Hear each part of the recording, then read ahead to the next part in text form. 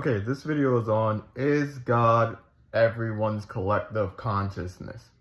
Is that God? Is God your consciousness? No.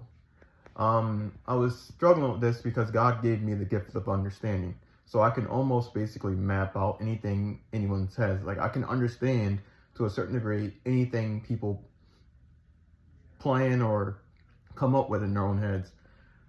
But in this, I play a game with God as well. I try to use my gift to map out what God's going to do next, but that's a whole nother video. But this guy commented in one of my videos, and he basically said that deep within you, that's what's speaking to you, basically. He's like, you got to raise your consciousness. And to some degree, I understood what he was talking about, but from my experience with God, it didn't make sense because one thing he said was, I have the ability to do good. I know I have the ability to do good.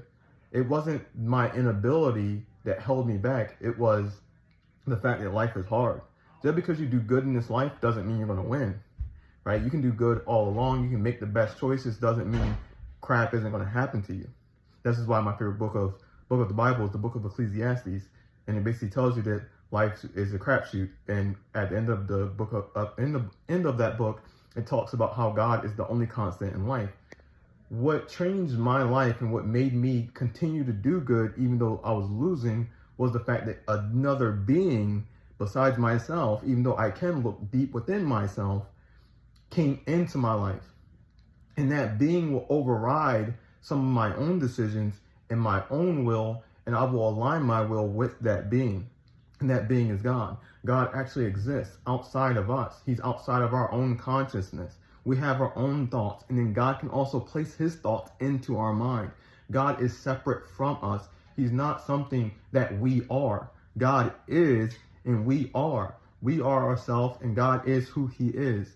We are not God, and God is not us. And this is what people need to start separating. God is his own individual being. He has his own personhood. You can actually get to know him like a person. God is funny. God makes jokes. God is frightening. God is powerful. God is loving. God is merciful. God is patient. God has a lot of attributes, and you can actually get to know him. God plays. God literally jokes. Dude was clucking at me like a chicken one time. Well, he clucked at my girlfriend because she was clucking at me. It's a whole story. That's for another video. But God literally pokes fun and makes jokes, and he plays around like a person.